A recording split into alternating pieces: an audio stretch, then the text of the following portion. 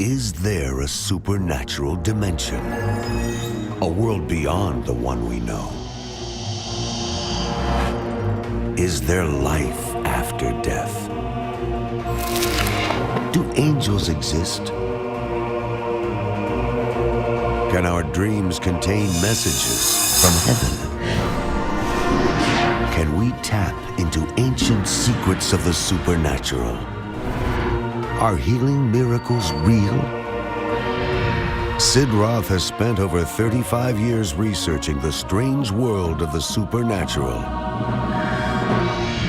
Join Sid for this edition of It's Supernatural.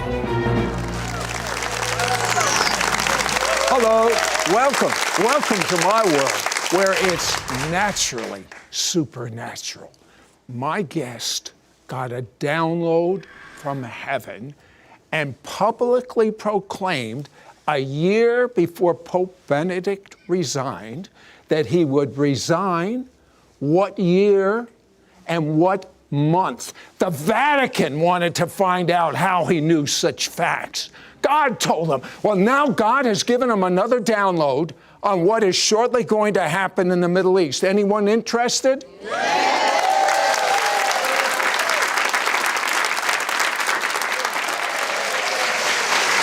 Well, I had Tom Horn and Chris Putnam here, and they shocked the world in their revelations on the Pope.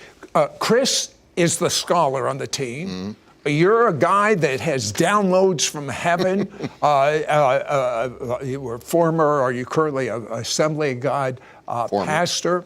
But tell me about this most recent project, and you said to me over the telephone, it's my fault. It's your fault. I'm a nice Jewish guy. What are you doing this to me for? It is absolutely your fault, because we were on your program, and on the program the question came up, about why would the Apache tribe have joined, the environmentalists in Arizona to sue the Vatican to try to stop them in federal court from being on that mountain. Well, I had assumed it's because they were there ahead of everybody else, right? So their forefathers and foremothers lived on the mountain, died on the mountain, so it's kind of like a graveyard, and they didn't want a bunch of heavy equipment in there. Well, I said that on your show. Right. Then the show broadcasts, and there's an Apache, a member of the nation out there watching the show, and he emails me and he wants me to know that what I had said was okay, it's true enough, but he said, that's not the point. You've missed the big picture. And I said, what's the big picture? And he said, well,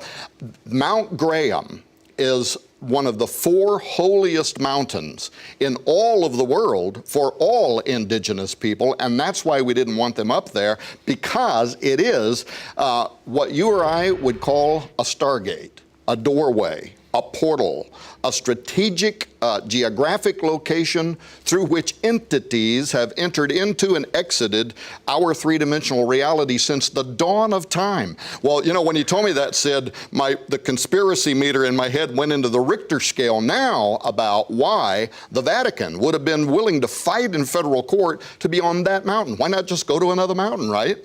So they really believe, as a matter of fact, Chris, you've been on the path of what you call the immortals, investigating with Tom for over 2 years. First of all, what's an immortal?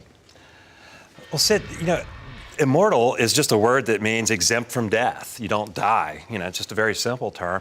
But, when I look in the Bible, in the scriptures, it says that God created all these other beings other than humans.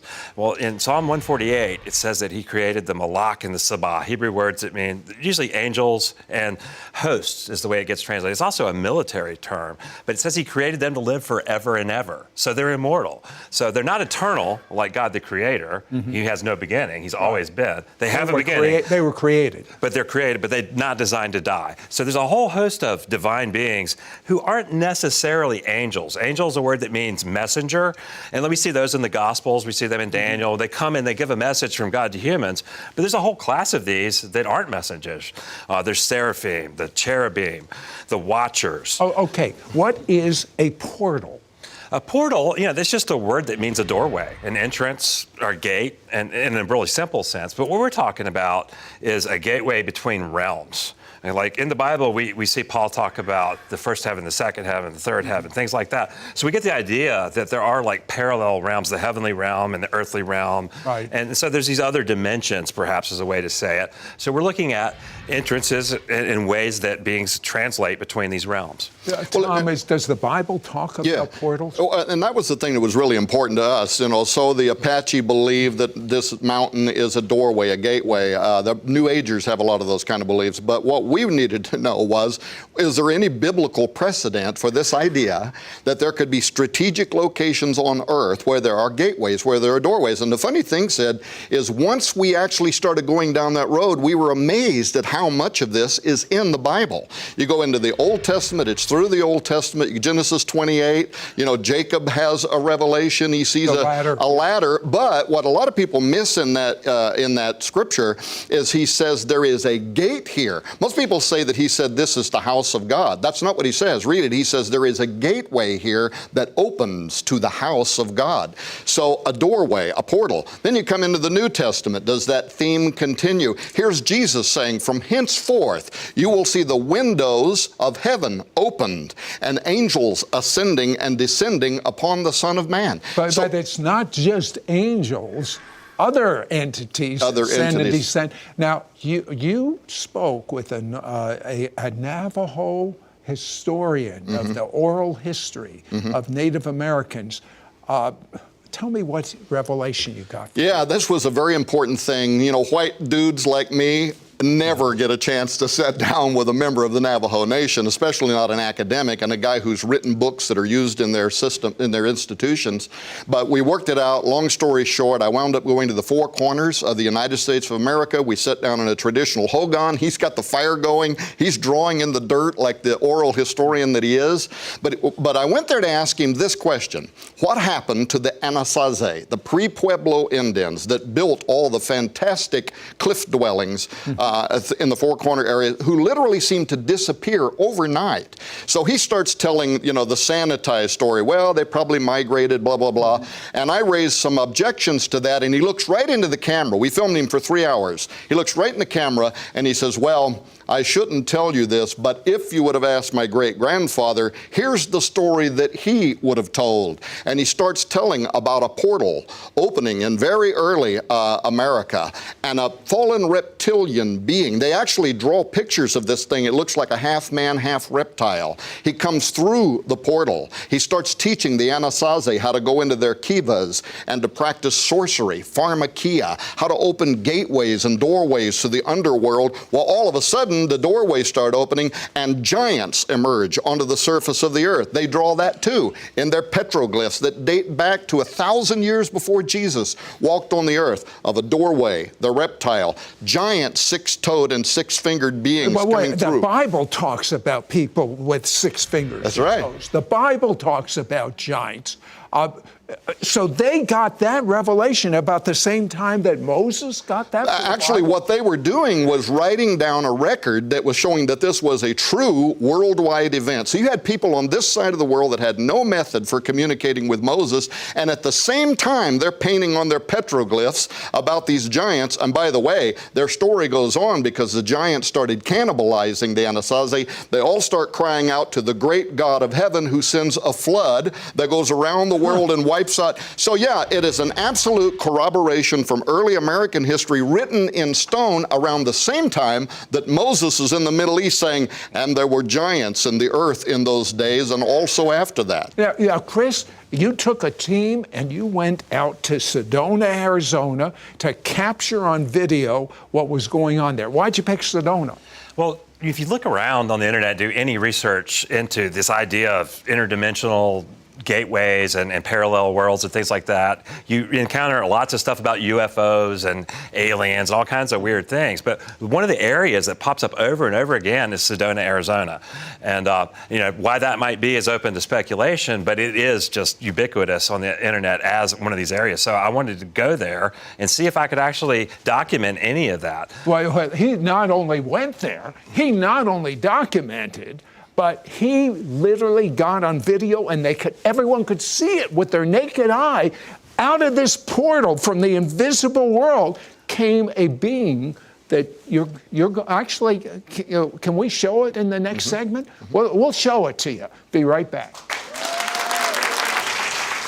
This is so fascinating to me. Chris, what does science have to say about these portals, immortal beings coming from another dimension? Well, it's a perfectly respectable idea within science now to believe in parallel worlds, parallel dimensions. It's not even really controversial. Most scientists just accept it. Tell me what you caught on camera in Sedona, Arizona. Well, we got video and photographs of what people call orbs, okay? Now, I initially was very skeptical about the whole orb phenomenon. I've seen, people thinking that these are ghosts and things like that on the internet. I've seen photographs of these little circles. So the way we did it is we set up a still photograph with a flash, the way people normally catch orbs, but at the same time have a video camera running from a different angle. Now, if it shows up on two different angles, in the same spot, it can't be a dust particle on the lens or any of those kind of things. We were kind of surprised that not only did we catch them on both cameras, but the professional photographer that I hired to come out there and video it saw it with his naked eye. He saw a ball of light flying toward him as he was filming. So not only did they show up on both cameras, and we literally saw them with our eyes.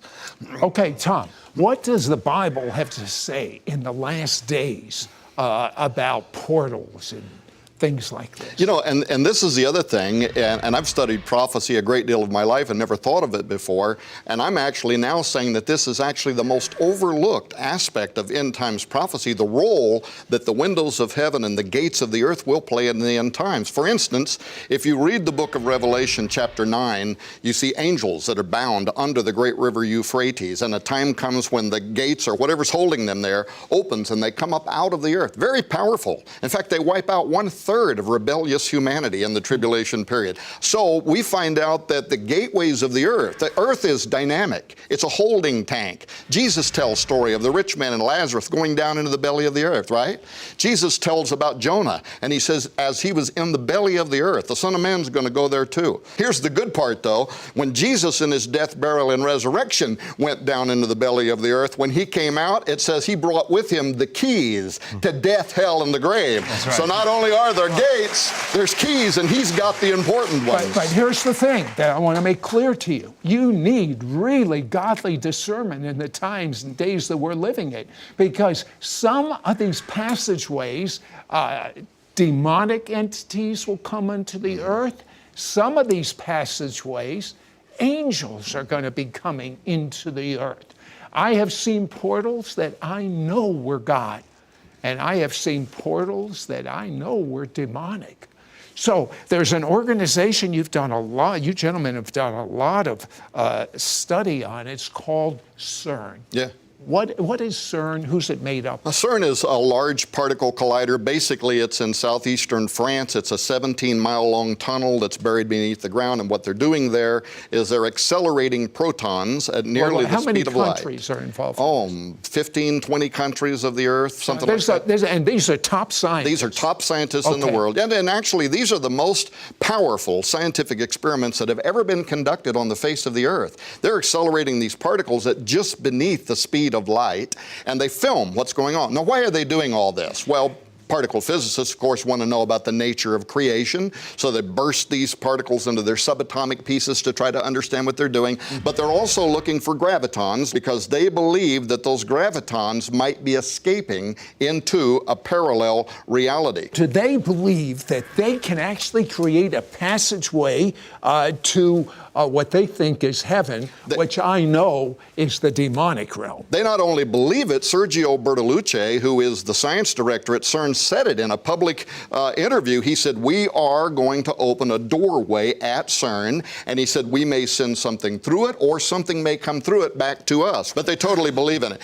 And one other final thing, by the way, is they're also looking for gluon, and this thrills me as a theologian. What is gluon? Gluon is, in a layman's term, essentially the overlaying of sound waves, because particle physicists can't understand why we don't just fly apart, right? The actual matter that you're made out of, Sid, would disappear on the head of a pin. You're almost entirely motion. protons, neutrons, spinning electrons, your movement. That's all you are. They don't understand. There's no room for pride, is there? Yeah, they don't understand why you don't fly apart. Well, what is gluon? Gluon is the overlaying of sound waves. It's what holds everything together. It's basically Genesis chapter 1. And God spoke. Bara. God said, let there be. God emits sound waves, and he calls forth into somethingness, out of nothingness, atomic constructs, and he makes the plants, he makes the animals. We don't need CERN. Yeah. All we need is the Bible. They're looking for the voice of God. Well, let me tell you something. When we come back, these gentlemen knew the Pope was going to resign before the Vatican knew, before the world knew. They knew the year. They knew the month. Tom had a download from heaven. That's how he knew that. But Tom had a new download from heaven, never been revealed before, about the Middle East. You must understand this. We'll be right back. Tom, Pope Francis, you told me he's very interested in the supernatural. Tell me about it. Yeah, he absolutely is. In fact, we haven't had a pope in recent memory that has talked so much about the reality of the devil and talking about prophecy. He's more than twice highly recommended a book called The Lord of the World. This was written in the 1900s, and it's an apocalyptic vision of the end times that actually includes the role of the Pope and the Vatican and what role they will play in the rise of the Antichrist. He knows what all Jesuits know, that he is Pope number 112 in the prophecy of the popes, which is something that's been held in high esteem since forever. So he knows that he's supposed to be assassinated? My suspicion is that he may know that because, you know, the prophecy of the Pope says that Rome will be destroyed and all of that we talked about once before. And he has said publicly, he has said, I don't think I'm going to be around very long. It might only be 2 or 3 years. 2016 will be his third year in office. He even recently said, I would be willing to be assassinated. I just hope it doesn't hurt. This guy is talking like a guy who understands that he is playing a role in prophecy. You know, the Pope is coming to the United States. Yeah, next week. Next week. He's speaking before the United Nations. He's speaking before a joint session of the U.S. Congress. This sounds like a page out of a Left Behind novel or something. He's coming to the White House. Yeah. Okay, you had another download. Your track record is amazing on what God tells you. What did God reveal to you this time? Yeah. I've never before been willing to talk about this kind of stuff publicly because you need people that can believe, that operate in the supernatural, that understand the difference between fraud and real, and we don't have a whole lot around, so I've always just kind of stayed in my shell and shared it privately with people close to me.